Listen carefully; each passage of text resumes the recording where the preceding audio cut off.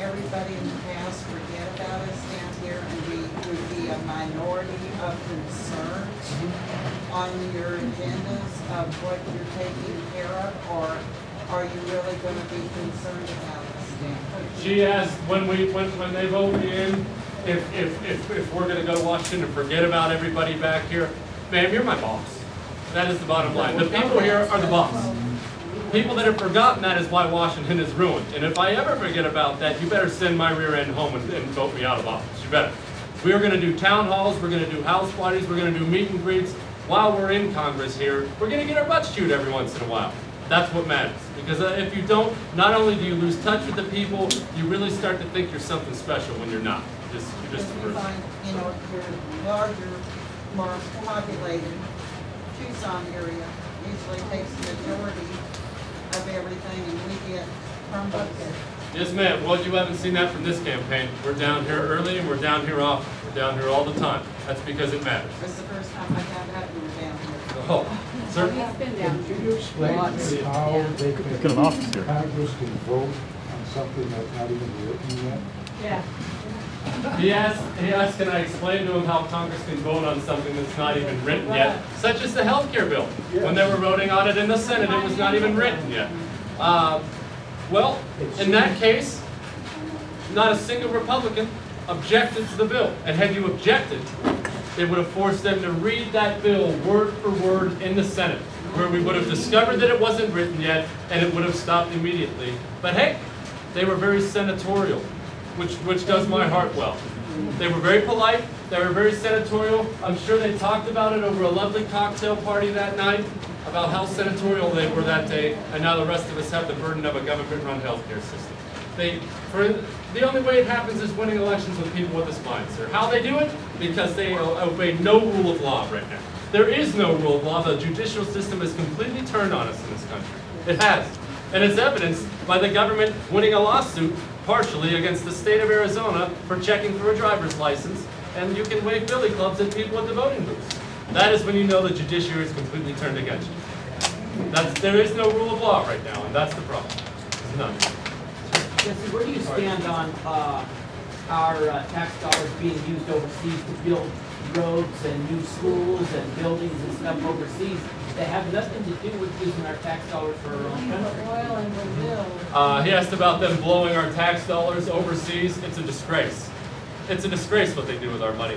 We've sent $1 billion to Hamas in the last year and a half for aid. That money didn't go for aid. It's embarrassing what they're doing when we're broke. We're bailing out, we're borrowing money from China to bail out other countries who are in fiscal problems right now. I wish I could say it makes sense, sir, but it doesn't. And it's an embarrassment.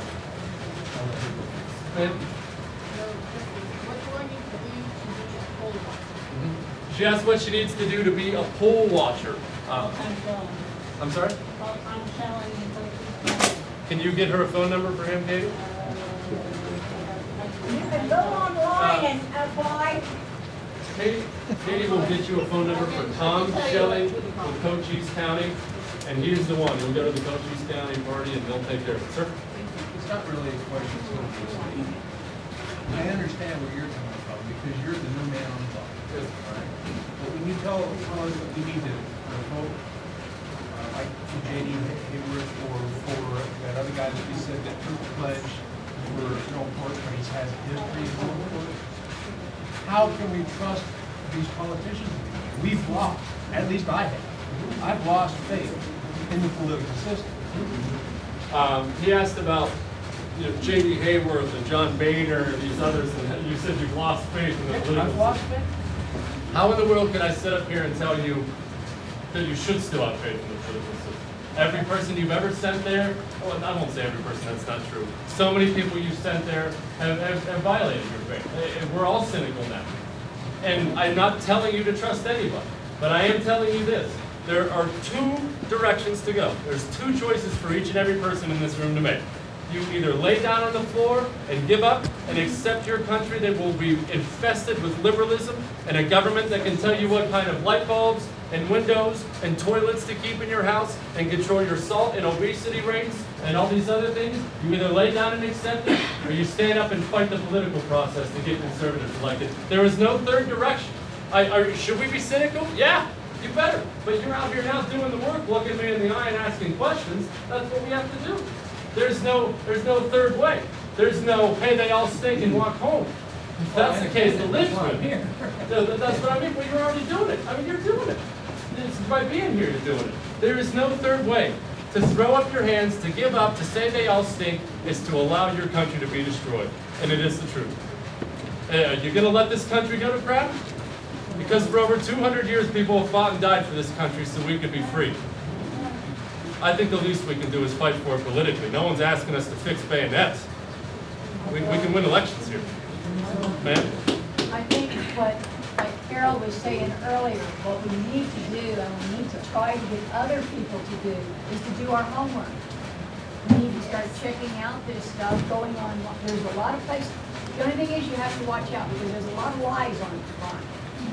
The best, you're right about doing your homework on the candidates, but believe me, the best homework you can do is what you're doing right now. Because there is no substitute in the world for looking someone in the eye and putting a hand in someone else's. You can say anything you want on flyers or on the TV commercials. You've seen it all. You know this to be the case.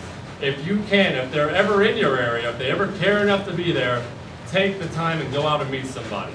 Because without that, you'll never know. You'll never know. You can make anybody, you can make Barack Obama look like he's going to be a good president. Ma'am? You know, we went to the very first Tea Party before we were actually Tea Partiers Yes, ma'am. in Tucson when Gabrielle Giffords was here. At that time, she wasn't for, I believe it was HR 3500 at that time, is what it was called, okay? The bill, okay, sat out there, you know what I'm saying? Yes, ma'am. Okay, and along there, you know what I'm saying, we've got 1,000 pages or something. How does a person, you can go online and you can read what they say and everything else. By the time you're even finished with 34 pages of it, you don't understand it, okay? You almost have to know somebody from a legal team to be able to explain it to you.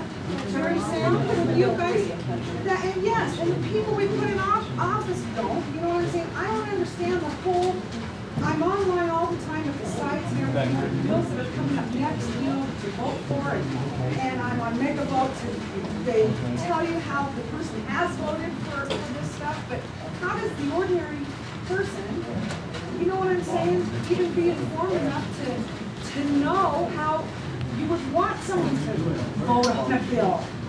Well, most of that stuff, actually, you probably already know. Did you want them to vote on the health care bill, yes or no? No. That's what I thought. You already know. And are you some political expert? Are you Karl Rove's sister? Or are you just a normal person like I am? Just a normal person, and you knew. It doesn't take being some born and raised in Washington, D.C. political hack to know what's going on. There's so much available on the internet right now. So many great sites from Hot Air to the Drudge Report, CNS News, Newsbusters, Free Republic. There's such a wealth of information available right now at your fingertips that the average person, the normal everyday person who just goes to work every day, can be educated in a matter of minutes. It doesn't even take hours. It takes 10 minutes on the computer when you get home. You already did it. You knew it stunk. Gabrielle Giffords knew it stunk. Gabrielle Giffords wants to be in Congress. You want your country back. Well, she just right there lied to us. That, you know what I'm saying? That's No. what people you know what I'm saying? That's what people are just so tired of. I don't know how you can live with yourself when you've got a room I certainly full of hope that you're not. 3,000 people, you know what I'm saying? And just lie to them and then just go home like it's all. I certainly hope you're not accusing Gabrielle Giffords of misleading the voters. No. She's a fiscal conservative and a blue dog Democrat. Don't you know that? Don't you know that $5 trillion in spending she's done over the last year and a half was for you?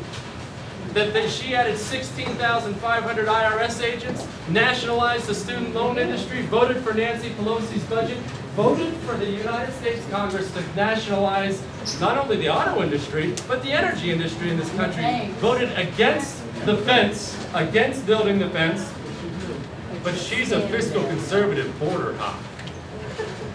It's what we have in this nation. I went and saw her in Douglas. Yes, She had one-on-ones. Yes, ma'am. She didn't want to face the crowd down there. well, I mean, I can't imagine you'd want her to face her constituents. Well, I also saw her here in town, so she lied both times. Right. But she stood there and she says,